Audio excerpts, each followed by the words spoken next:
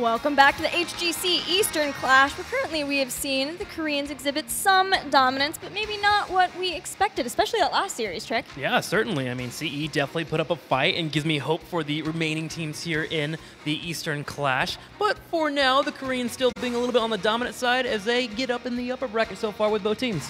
I mean, it just expected, but not as dominant. It's just really all we have so far coming out from them, and it's going to be exciting to see where they end up landing and, you know, what happens with some of the Chinese teams at hand, because we know it's gotten pretty wild, and CE looked better than we thought.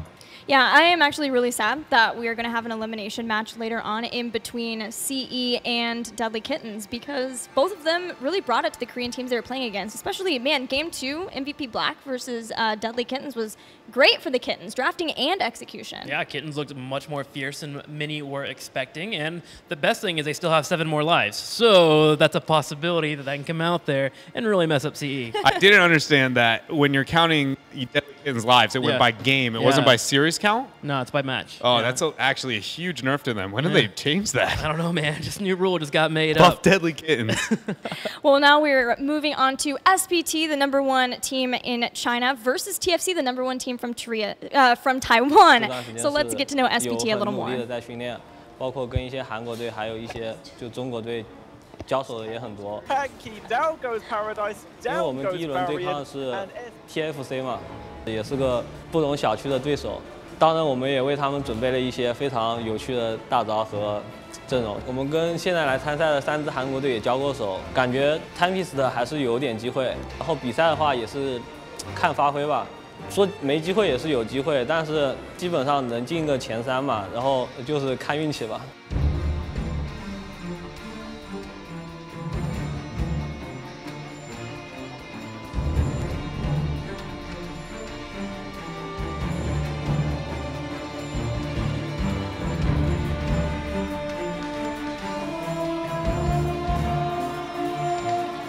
The #1 seed from China, SPT, they have improved so much throughout Phase 2. But unfortunately for them, they did have some visa issues, so they will be playing without Melody C, so Semba will be taking his place. Yeah, and he's going to have a lot of weight on his shoulders right now. He got a lot of criticism at the MSB for being out of position for his team. And, you know, it's not his fault. He's in here filling in, trying to be here for the members that unfortunately could not get a visa here. And we would like to see a little bit more from him. Last time we only saw 3 heroes, Leoric, Stitches, and Uther. Luckily for them, he has a little bit more under his sleeve. Yeah, we got to ask them, you know, has Simba found the 4th hero, or at least another hero to bust out here in this tournament? They said that they very much have. You know, he's got some other things that he's going to be on display, but it's got to be a heavy concern. It was, you know, in a game that we know to be so based on teamwork, it's kind of you're only as strong as your weakest link. And, you know, I hate to break it to Simba, but he was the weakest link. And that's the other problem, too, is Melody C was probably the strongest link for SPT. He was an incredible Genji player. It's got to hurt not to have him. Yeah, I loved his Genji, and I was really looking forward to seeing SPT here. I feel like SPT was a team that I was critical of for a long time, and then to see their growth, I mean, they never even lost a best-of-2 series in all of Phase 2, which is so impressive. They're the only team not to do that. They went 1-1 with only a couple of teams, too, so to not be able to have their full team, and especially the way that they team fight, being able to split off into skirmishes, I just don't know how that's going to work in having a replacement at this point. Well, they did mention they were slightly confident. In fact, so confident that we asked them about double support, and they were the team to come out and say, double support, nothing. We got this. We can come in and crush. And I know you were super excited to see how that's exactly going to come to fruition. Yeah, you know, I think it's inevitable that the double support becomes a problem at some point into the tournament. I just am really curious, does the eastern half of the world have the answer for it, and eventually is not going to be, you know, the tournament winning composition, if you will. It very much felt like that was the case, other than maybe mass globals from Fnatic throughout the Western Clash. So it's just, I'm ready for it. Who's going to be the team to start picking double support, and when they do, does it actually look as good as it looked at Western Clash? Well, on the other side of the battlefield, we're going to have Team Face Check, the home team from Taiwan. We've got 2 of them, but Team Face Check is the #1 seed from Taiwan. Let's check it out. 跟一些韩国比较2线的队伍有在做一些团练，那当然就可以大部分还是偏向于各个成员自行练习。抽下一个可以扛住一个神性爆！ 哇，这个绝地大翻盘啊！平常怎么打，那天梯需要什么东西，跟我们团练对手需要什么东西，就照着我们的节奏去打就好了。目标的话，其实比较偏向学习，那看能不能打进前4强。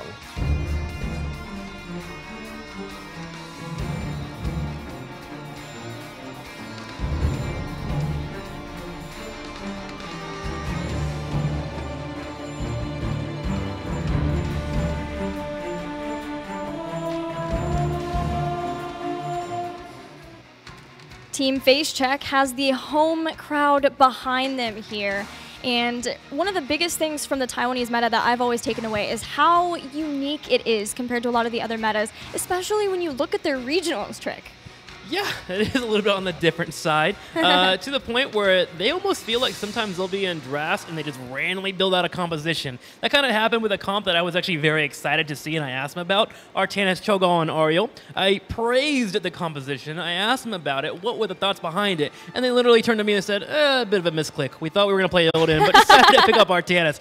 And at that point, my hopes for more Artanis Cho'Gall dwindled heavily. Yeah, everybody was kind of like, well, you know, we're just going to move on to the next question here. But the biggest thing I feel like we were able to learn here from Team Face Check at the pre-tournament interviews was the fact that they are very, very focused on that counter. And so the diversity that maybe at least they display within their own region solely could be because they're trying to always be reactive. And I asked them, are you concerned for your reaction? Like, you know, being reactive, because I'll flat out say it, a reactive team almost never makes it past top 4 in a tournament like this, especially from a non-league region. You have to be the one setting the tone, making your opponent look at you and pay attention to you. And so they said, you know, we're willing to run it until it's going to fail. So it's going to be exciting to see how does it look up here against a Simba version of SPT. Yeah, let's take a look at the Battleground pool and see where game number 1 will be taking place in this best of 3. Both of these teams really enjoy Dragonshire, so I would expect that one to come out at some point. But first,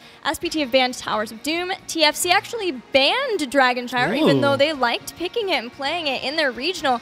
Taking that away, I think that's a really smart move. If you anticipate that the team you're up against is stronger than you, and especially on Dragonshire, trying to take it away. But we'll see how that plan works out for them. I think this is also a good strategy for SPT, simply again, and I hate to, you know, bolster on the guy, but with Simba being on this roster, they want to keep him close. And being in a 2-lane rotation, you can set up for that 4-man on the bottom and say, Simba, just be near us, bring out the heals if you need be, or if we see those stitches, hit some hooks and we'll follow up. Granted, it's also a map that if we see TFC gather, you know, to collect themselves throughout it, catch Simba a couple of times off, get the picks that we, you know, saw from the mid-season brawl when it came to the rotations out of Simba, it's a map you can win very early on. So it's kind of, you know, I can see the trade-off going both ways. I think in the long run, I agree with you that it's probably better for SPT, but I wouldn't be surprised if TFC really brings the pain. We haven't seen TFC at all actually on Brax's holdout throughout all of their regionals, so we'll have to see how they're willing to respond to this pick from SPT. SPT, when we saw really just the Chinese teams in general play Brax's holdout at the mid-season brawl, it was sort of like North American meta, where they want to be very fluid with rotations and moving around a lot. It's actually a good thing. You brought up the 2-1-2s that normally happens with the Chinese scene. So where does that, what happens here? I'm guessing it's going to be a 3-2 split and try and stop the bleeding at all costs, which is, again, very North American-esque when looking at Brax's holdout. But it is a good question, and one I'm looking to see answered here in this game. Well, here we go, straight into the bans. This is all kicked off for our teams. Now, will we be seeing the Ariel and the Stitches once again in the bans? It seems to be the dictated ban phases for our Eastern teams, and so far that Stitches has already been banned out. Stitches is the ban there, but we've also seen 100% Genji ban so far throughout this entire tournament, and Super Perfect Team will stick with that. And I love that we have these Stitches banned from Team Face Check because it opens them up to play Ariel. Another thing, when we talked to Team Face Check, we actually talked to all of the teams about what they thought of the Western Clash, and we had some varying responses about what they thought of the Western meta, but one thing that Team Face Check said was that they feel like they are more so on the side of Western meta than Eastern. Tyrael Mouth, though, for the instant back for the 1-2 for Super Perfect Team. We have not seen this in a while. And by a while, I mean like a year. Yeah, that's probably a solid gauge in terms of time. It is very different priority.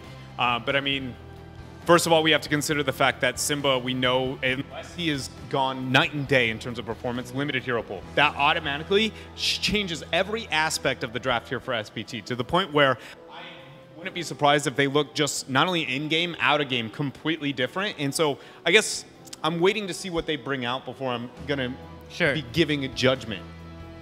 Tassadar has been a primary pickup for a lot of teams here. Team face check if they want to keep with having a double support plus a hyper carry backliner here. Might just want to pick up Tassadar as well as potentially something like Dervala, but instead want to make sure that they get their top laner. And here it is, the first instance of double full support, not with the Tassadar, with 2 full support heroes of the Eastern Clash. And I'm ready to see if Super Perfect Team has the ability to stop it. It's a map where you know that the Ariel plus whatever battery Uther is going to be a colossal problem. And so suddenly it's just like, where is the tools? Granted, there's Malfurion and a Tyrael on the other side. Malfurion's probably one of the best supports into a double support that you could possibly ask for. So already they at least are prepped to be able to deal with what TFC has made happen. Very curious what we are going to see from our teams. I do like the Uther pickup right away, too, with the Tyrael already being chosen, just having the ability to move into cleanse if you need to because of Judgment. I expect that Uther to kind of hold off for a little bit before picking up whatever he would like at level 7 to wait to see what Tyrael grabs. The Nubrak will be the ban out for Super Perfect Team, so we're not going to have that full-on engage, and Zarya will be a ban out for Team Face Check. Zarya on this battleground can have their own straight. What? Okay, all right. Chromie and Nova for the 3rd and 4th. What? The pick comp, boys? Yeah, I'm ready for it. Let's get real weird here. And the Cho'Gall! It is everywhere right now. All right, so let's just start with the fact that the Nova came out. The wave clear is non-existent on the side of Super Perfect Team. There is an absurdly beefy comp on the side of TFC with a lot of wave clear and, more importantly, just a lot of really strong tools. I'm sorry, Dread. You're not going to get to Cassis. Gilly and I are going to bring down the hype train on this. Can we Cho'Gall it? Like, you and I are Cho'Gall. I'll be the Gall. Yeah, do and one then more you guys time. Can go ahead and get the cast. Oh, yeah, we're gonna try cast this. I'll be the Ariel then. Yeah, perfect. We know that she's necessary for a Cho'Gall composition, but man, that draft went from like, okay, Tyrael, Malfurion, maybe a little strange, to wait, what the heck is happening here? I'm going to be honest, I'm really favoring TFC in this game. Not only do we see a double support, they've got a Cho'Gall, which is a monster whenever having that enabling. I mean, I have some criticism towards their composition. It does have some compositional holes, but when you have the Nova Chromie Tyrael pick composition on the side of SPT, it's very likely they will be successful for TFC. Well, here we go. We're ready for the game. Cho'Gall versus Nova. All right, well, let's get this started here. On the left side in the blue, it will be Super Perfect Team. On the right side in the red, Gilly, the honors are yours. And on the right side, we've got Team Face Check, hailing from Taiwan with the Cho'Gall. Osregal, that's Ostinger. We'll be running that show. So I'm going to be keeping an eye on that Nova player. I want to see what build should be moving into. Malfield's going to be great against Cho'Gall because of percent damage, but the problem is, and I think you've alluded to this in the past, the auto attacks are a little bit too slow. Exactly. To actually get that damage to burst through on Cho'Gall. So Nova will have to make sure that she has her own burn down. And Tyrael also grabbing even in death at level 1. And he's gotten, I have to check that. Give me a second. It's actually protection in death. That's what I thought. This is a super old school talent that Tyrael would pick up. Is protection in death. When he explodes, he instead explodes on his allies, and that gives them a shield for 50% of their max health for 10 seconds. So it's an incredible shield, especially if they're grouping. But I still don't know how SPT are going to deal with the Cho'Gall in the room, because they got to a point where they needed a top laner. They had to get Malthael there, and as you said, the auto attacks are quite slow, and Ariel has no problem keeping up with the healing from that. All right, well, let's watch and see how this unfolds. Already you're starting to see the problem with the draft versus the Perfect Team in the bottom lane. Cho'Gall and Ariel are out clearing in the push here. You have Cho'Gall just putting all resources into defending with this wave, while they don't really have their own trade-off too much. Nova keeps coming in for rotations to help out in the fights, but so far, they've had a hard time getting any damage that is very meaningful on Cho'Gall. Yeah, because Cho'Gall is able to provide so much energy, they are fine to be able to soak up not only the damage from SPT, but soak up even the minion damage so that they can't ever get a good push going in that bottom lane.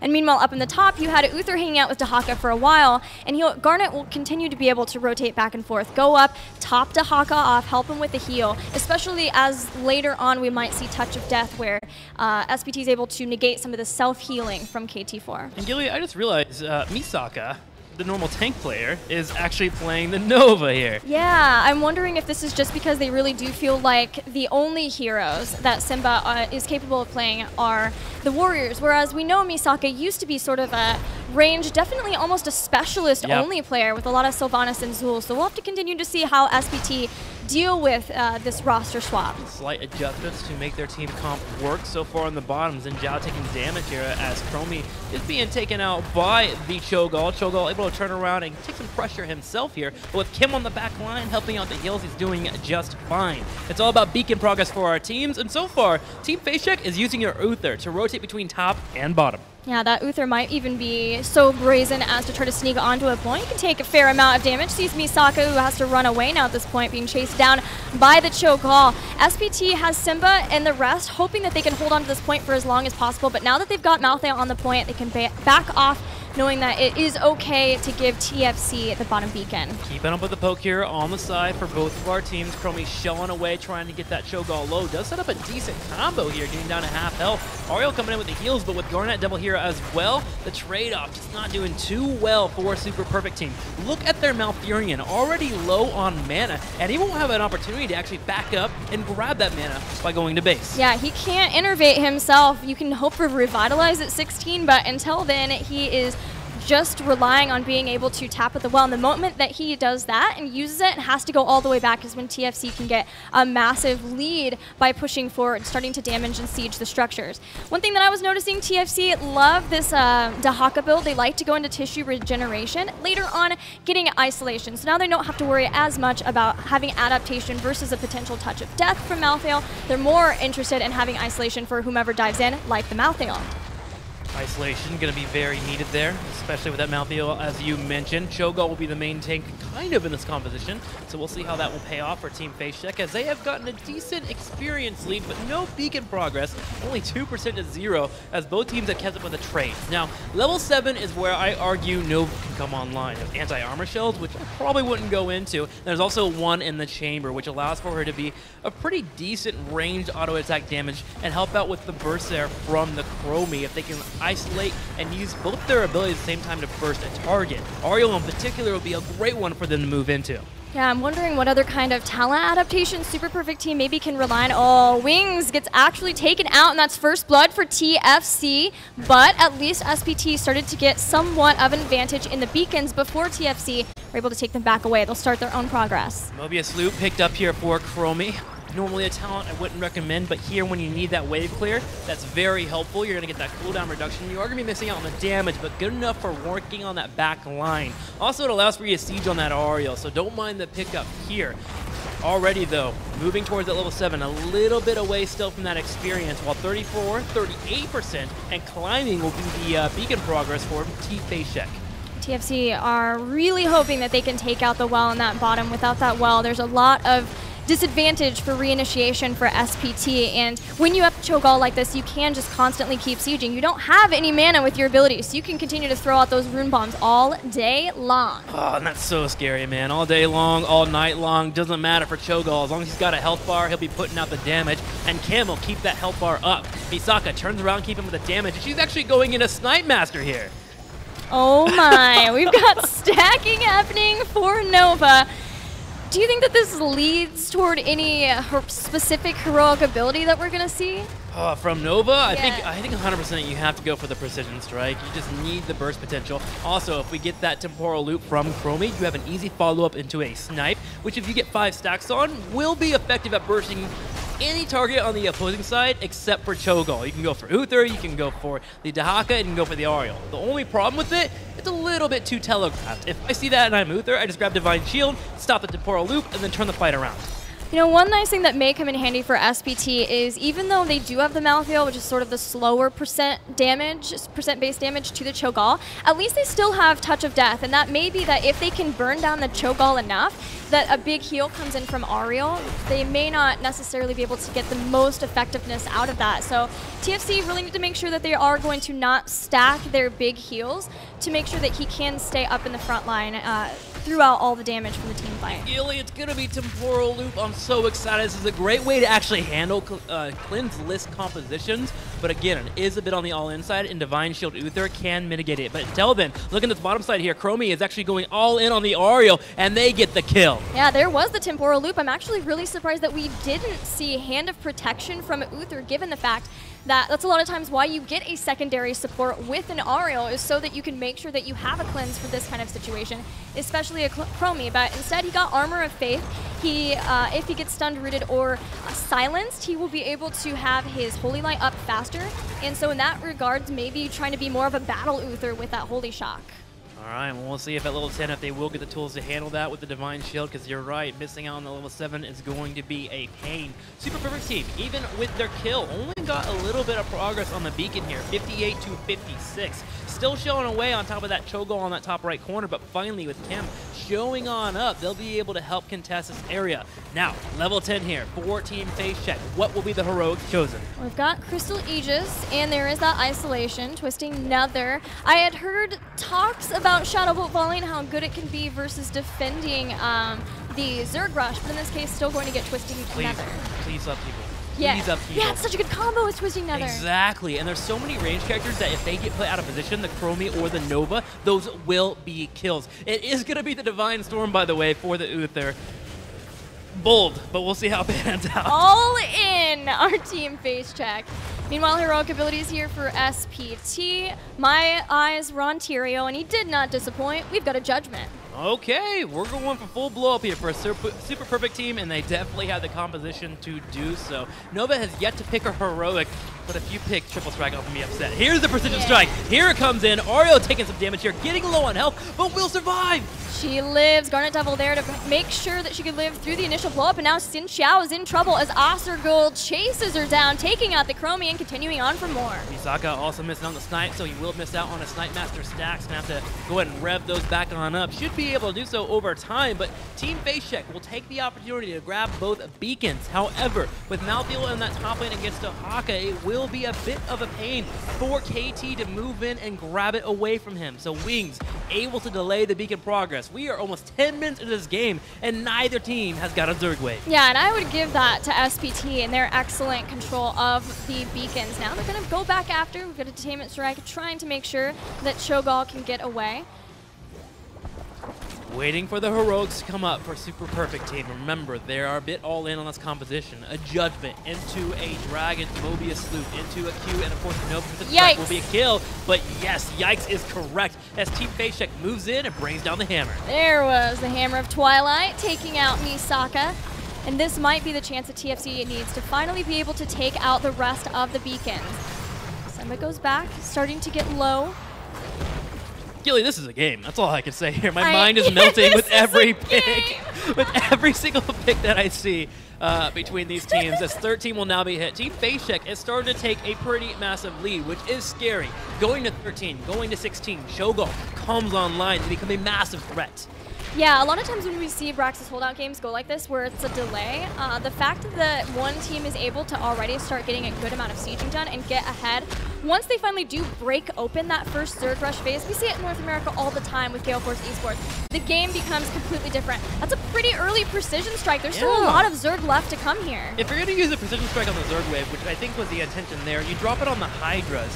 Sadly, it hit right in between the two and only landed one here on the pass, which is going to be healed out by Kim. So interesting choice there, but Judgment comes out. Malthael bringing out the Tormented Souls, and they're going to focus Cho'Gall. Circles of Death with the Tormented Souls and the Twisting Nether. Temporal Loop is denied by the Crystal Aegis, and now Simba finds himself all the way up in the front and taken down with Malthael and Tyrael already out, and Alfurion falling as well. Team Face Check is in a prime position to continue sieging here, although they would rather deal with the Misaka in the room. They get the Hammer of Twilight once again and bring Nova down for another staggered death. And rightfully so, man. That's Nova walking around. You got to chase him down at all opportunities. Almost as close to an Abathur. If you see someone in the bush very close, you chase them down, and they get that Nova. Now, it's all about breaking down the keep. Should be able to face check that keep down, and they will do so. Now, the question is, do they pull away? Without heroic ability, Super Perfect Team might be a little bit on the weaker side. Team Face Check, however, takes a safer route. They pull out 15 to 12. Team Face Check has taken out the keep. Super Perfect Team now hoping, desperate that they can get 13 in time to force a fight to get back into this game. So SPT needs to get that fight, or needs to get 13 so that they have that opportunity. Yeah, they're in a bit of a weird spot. I will say playing Chromie or Nova when you are behind is quite scary. You're already 2 low health bar heroes that have a hard time getting the flanks that you want. And with the Cho'Gall with a 3-level lead and an Ariel to back them up, it's going to be difficult. So they're going to go in and try and force some fights. And looking at the Uther here, the combo comes out, but the Aegis hits perfectly. The root was underneath the Aegis too, but here comes Cho'Gall, twisting nether destruction. Chromie and Nova, talk about low health bars. That's right, complete destruction and a super perfect team. I thought Team FaceCheck would need a little bit more to stop this all-in composition, but all they're utilizing is the Aegis. Aegis and Temporal Loop were actually the exact same cooldowns. If you see Temporal Loop get used, Aegis will match that every single time, and you're going to win out on that trade if your opponent's going all in on it. I thought there would be a little bit more layered aggression here from a super perfect team. So one thing you can do is Temporal Loop into a root, and then wait for the Aegis to come out, and that way you have 2 opportunities to go ahead and go for that all-in play. But they're just showing their hand every single time, and Team FaceCheck just calls them on it. There may be an opportunity once the Crystal Aegis is used to try to Judgment Precision Strike after the Temporal Loop too. And they still have both of those, as well as Twilight Dream. The problem here is that it's TFC 16 to 13. But SPT honestly is running out of options. They may just have to take this fight without the 16, but it's not looking good to start. The lockdown there from Malfield is enough, and they will extinguish his life bar. Everyone else from Team FaceCheck continues pushing in the top. Ooh, might have a Chromie kill here. Nah, a little bit too far behind, and not enough damage will prevent Dahaka from falling. KT can head back on home and brush stuck to the bottom lane, or even come to the top to bolster this push. Yeah, let's see how long they want to push along with this boss. It's still very healthy, and with KT4 brush talking back into the top, they have shown what they want to do. They want to take out this final keep of SPT. If they could get the right amount of picks with this, maybe even take the game with their massive lead that they already have in this game. The good news is Misaka is all stacked up on his Snipe Master, it looks like, so he does do out a decent chunk of damage. We have a Temporal Loop available. Just kidding. We don't even have a Chromie available, as she will get picked off, and now Team FaceCheck moving forward, looking for wings. Yeah, I have to wonder if Xin Xiao's wishing he had timeout right about now after that blow up. Now Simba's the next to go down. Boss moving on to the core. And Team FaceCheck looks like they're going to be able to take game number 1. That's right, taking out Nova as well, looking for a Malfurion as well. Get an extra Druid picked off if you can. The core continues to fall down to 50, down to 40. And this game that has occurred with the oddest draft I have ever seen will conclude with Team FaceCheck getting a victory. I think that that's an excellent way of summing that one up. We had Cho'Gall, we had Nova, we had a lot of unique picks and strategies we have not seen in quite a while, but I do believe the last time we saw Nova was on Brax's holdout and mid-season brawl. Yeah, so it doesn't pan out there for Super Perfect Team or Super Pro Team. So unlucky for them. Team FaceCheck, though, just bringing the fire, and I love their aggression post-10, forcing the fights, using the Aegis only for when a scenario opened up from Temporal Loop on Chromie, just to deny that pick. I am, after that game and how that ended up playing out, a big concern for the draft going into game number 2 here, specifically when looking at Super Perfect Team. Just because Super Perfect Team, they picked the Nova into the double support Dahaka already, and even if that wasn't a Cho'Gall, which by the way was in a beautiful adjustment coming out from TFC, let's just say that isn't the Cho'Gall, it's still a very risky pick, and we know whenever Simba's onto the team, it seems like they get pretty rigid into their drafting. I'm just concerned that we'll still experience that here going forward. The concern has to be as well that SPT is coming in as the #1 seed from China. They're going up against the #1 seed from Taiwan, but generally when you see the #1 seed from a league region take on the team from the non-league region, there's not a lot of concern. Generally, you come in and you say, we're going to play our game until proven otherwise. Maybe if Deadly Kittens had won game 2 versus MVP Black, we would have seen adjustments there. But generally, that's the way that we see it. And yet, SPT is the team that comes in and feels like they have to bring the wild strategies. They did bring the wild strategies, that is for sure. Will they do the same thing going into game number 2? Part of me kind of hopes not. I want to see that 4-man play the macro game they're used to and try to adjust based on what Simba's hero pool is and allow for that to go forward, because I feel like Team FaceCheck, a team that prides itself on Counter-Strike, really just excelled whenever they see this weird composition pull out. Yeah, it was, I forgot that they highlighted that they think they are the team who's better being reactive. And you saw how long it took them to think about, is Cho'Gall the right call here? It was just snap locked in from them. So yeah, that is a really good point you bring up. Going forward, it's just like super perfect team. They've got to figure something out here. And then it's like, do we see Simba stick to the Tyrael, or does he change to something else? Not only does TFC feel reactive in the way that they draft, but they also feel very reactive in their counter-aggression. They would much more likely play the battleground, try to control things like the beacons, like we saw in the last game, and then force their opponents to get into a spot where they have to take a not ideal fight, and then from there, use things like Crystal Aegis to counter-aggress. And they played that really well. It shows why they like to play that kind of counter-aggressive style versus being the ones that start the fights. When I was looking at the series right before this and talking about if you have a strength as a team, but you fail to identify it as a strength, is it one, right? Whereas Team Face Check is a team that identifies their strength and is executing on it. You know, Tempo Storm, I think, would be a team that's another, you know, example for maybe the Western viewers that are more Western fans would understand. When they have a strength and they fail to abuse it, like we often see with them internationally, it doesn't look good. And now that TFC identifies it, they're executing it, suddenly you've got to be a lot more optimistic towards their chances here, even being a non-league region. Yeah, I think I completely agree with you. I'm very optimistic for them now based on game number 1. But then in the back of my head, I'm like, was that a real game? Like, is that a real benchmark? I know it's a small sample size, and we had some honest Nova. For God's sake, can I say that? God's sake, we had a Nova in that match on Practice Holdout, and granted, we've seen it in the past, and that was comboed with a Groby. Like, I'm ready for game number 2. I want to see more from SPT. I want to see a normal draft from them because I want them to come in and actually disrupt their opponents. You okay, Dredge? I'm just sorry. The fact you were like, can I say that? And you're like, screw it. I'm going for it. Yep, we're sticking with it. Well, I can give you that game number 2 because we've got the Battleground ready. So start with